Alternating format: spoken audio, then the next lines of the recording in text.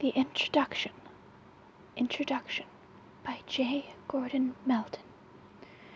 The third edition of the Vampire book emerges as vampires have enjoyed an amazing 20 years of popularity in North America and Europe. Interest had almost died out in the mid-1980s. No new vampire novels were being published, and no new vampire flicks following up on the previous decade, which had climaxed with Frank Langella's Dracula and George Hamilton's Love at First Bite. By the end of the decade, however, a new wave of interest had begun to manifest itself. Some would date this new interest from the second of the Anne Rice vampire novels, The Vampire Lestat, which appeared in 1985. In any case, by the end of the decade, everywhere one looked, books, comics, movies, trading cards, games, vampires had come back to life. During the early 1990s, we thought that the boom was being fueled by the approach of the year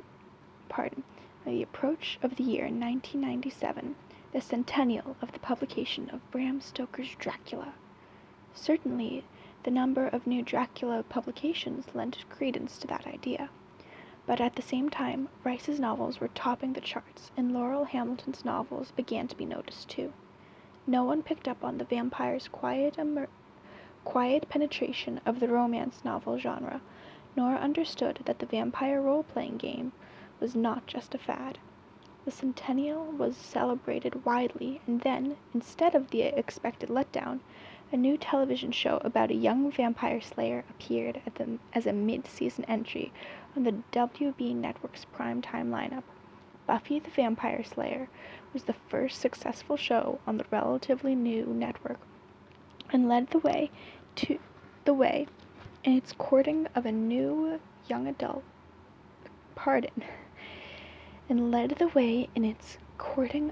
adult teen market.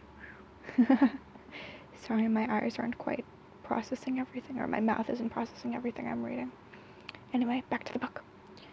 The show became a phenomenon that soon attracted older vampire enthusiasts, and then a range of people not previously attracted to the horror entertainment. Within a few years, it would become the darling of the recently appointed professors of television arts in colleges throughout the English-speaking world. Buffy the Vampire Slayer would run for 7 seasons, and its spin-off, Angel, for 5. It would become for the world of Dracula and vampires what Star Trek had become for science fiction. It would command so much scholarly comment that by the end of the decade, almost half of all that had been written about vampires of a scholarly nature had come from those academics studying Buffy and Angel. More than 100 novels featuring the characters from Buffy were written, and the Buffy the Vampire Slayer comic book from Dark Horse became the second longest-running vampire comic in the English-speaking world. Dropped after the show ended in expectation of a decline in fan interest, it would be revived when creator Joss Whedon decided to continue the story of his characters in comic book form, which he also did with the characters from Angel.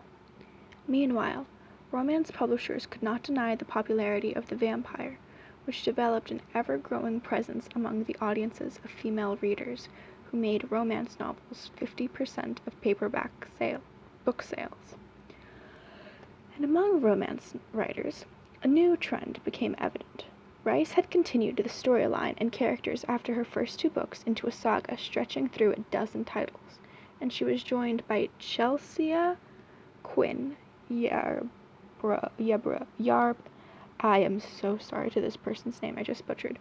Chelsea Quinn Yarbrough, who had annually brought out 1 or more new volumes detailing further adventures of her main vampire character, Saint Germain, and Fred Saberhagen, who would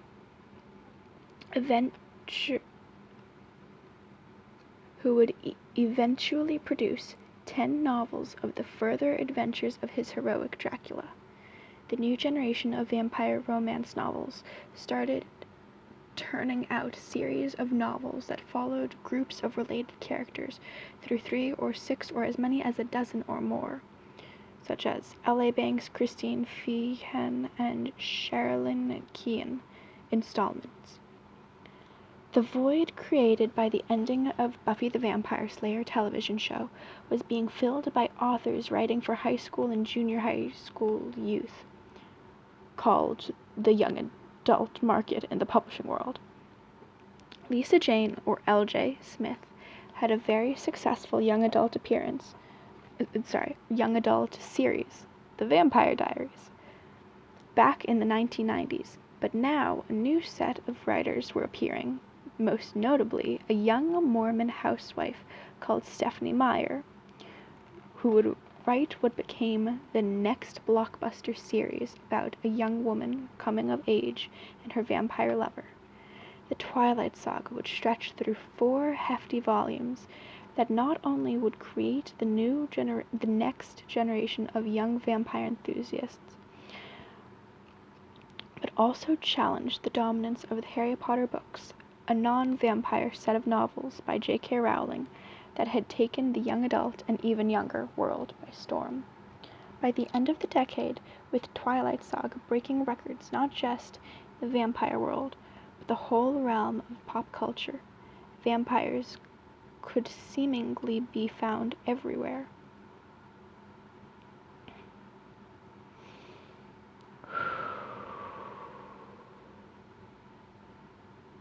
Gosh, I love this book. Sorry. They were especially entrenched, however, in some very specific places.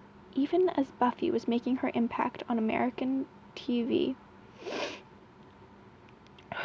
in far-off Japan, the vampire was making its presence felt on the small screen, with a number of series being marketed for children and youth, more than half of which being animated or anime series, such as Hellsing, Karen, Trinity Blood, Black Blood Brothers, to name a few.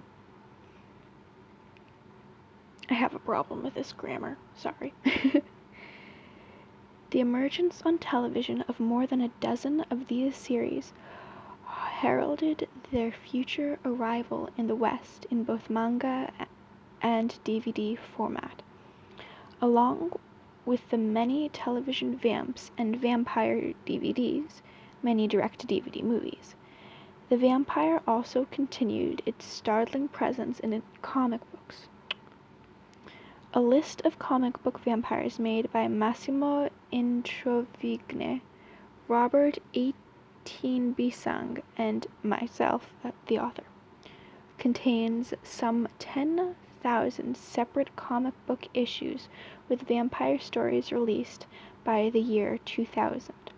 That list notes the rising presence of vampires through the 1990s, and as the second decade of the new century begins, we now know that the vampire continues as the second most popular comic book character behind the superhero. Romance novels currently account for 50% of all new paperback book sales annually in the United States. In spite of the resistance of many editors who personally dislike vampire novels, every romance publishing house now has its stable of authors who specialize in and are almost solely known for writing vampire novels.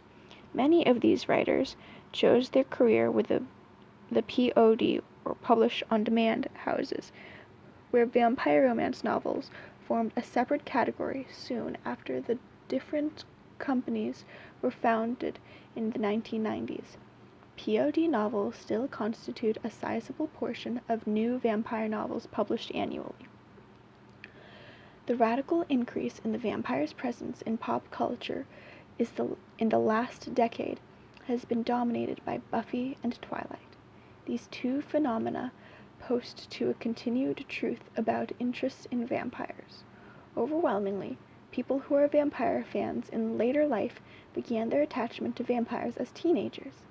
They go through a period of enthusiasm as only teens can have, and then settle down to a lifetime of being entertained by the vampire and using their favorite fanged monsters as an entity to assist them in thinking about real-life issues such as the nature of sexuality, exerting personal power in social situations, and the possibility of life after death. The vampire invites exploration of the dark side, which should not be confused with one's evil side, but includes rather those aspects of the personality that are suppressed by one's culture or by one's personal situation. The vampire has always found a most favorable hearing among people who think of themselves as socially on the edge, alienated, not accepted, different, confined, eccentric. That being said, it is to be noted that vampire fans are neither psychologically, pathologically,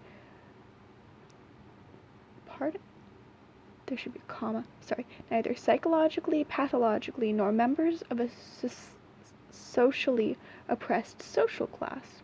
Rather, they're people who are socially a little bit different, often in quite invisible ways, often just in their own minds. Many are not so different themselves, as they are strongly empathetic to those who are different. They find the mainstream of popular culture, from fashion to sports, boring, and choose their friends, like Buffy and Bella did, from among those put out and even laughed at by their classmates, the nerds, the drama crowd, the idealistic, the sexually the sexually estranged, the poets and visionaries. The lifelong vampire enthusiasts usually grow out of their adolescent differences or discover a socially accepted form of it, but they retain the memory of their growing up years and have great tolerance for those who got stuck there. Thus, the Vampire Book is a product of a lifetime of love of all things vampiric by someone who has always been a collector and who now resides in a house surrounded by books, pictures, toys, trading cards, videos, and a variety of objects with the image of a vampire or a vampire hunter. It's an attempt to bring order to a personal life as well as to a larger world of interest in the vampire. As attention to vampires exploded in the 1970s, it grew so fast that misinformation was everywhere. The first edition was written with the idea of cutting through that misinformation. That task largely accomplished. This edition concentrates on exploring the many new realms into which the vampire has made his or her presence felt. I'm going to have to find the first two editions then. Hopefully the library has them. The last edition came out in 1998, just as we realized that Buffy was going to be a hit.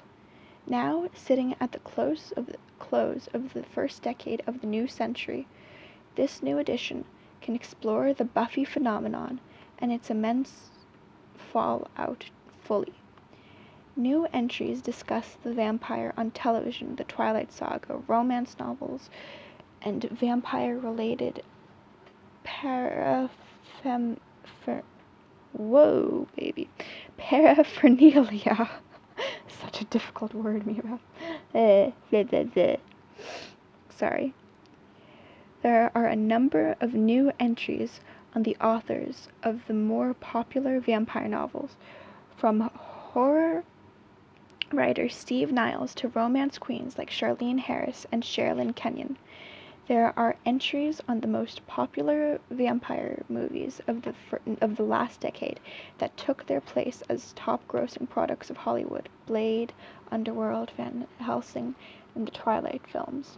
Of course, I've tried to update all the older entries and dropped a few new entries on topics that seem less pertinent today. I call attention to the arrival on the scene of that group of people generally called real vampires, individuals who identify as vampires. The last decade has seen the emergence of a visible vampire community, if one of a very low profile. Those of us who study the vampire always get a round of calls each October from journalists wishing to interview such self-identifying vampires, though a spectrum of members of the community have now offered themselves as spokespersons and can be easily found on the internet. In 1998, the real vampire community was just becoming visible in the old Gothic rock music clubs, and was best known for the few of them who actually drank small quantities of blood.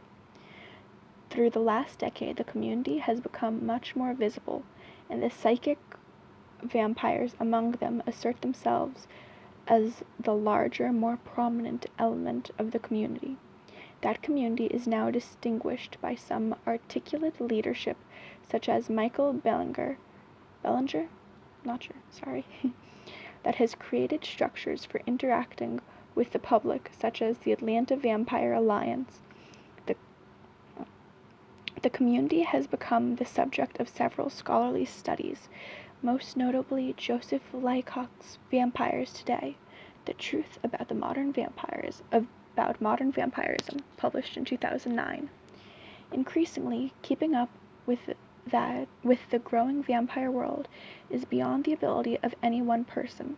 Thus, I am especially grateful to those who have contributed most to keep me informed and in sharing their knowledge with the readers in this volume through me, especially those who have written for this volume. To Marty Riccardo, Robert 18 Bising, Massimo Introvigne, Lee Scott, Angela Elias, Marco Franzkowski, Jeff Thompson, Elizabeth Miller, and Brad Milton, I close by offering my special thanks. I truly value your friendship and could not have done this book without you.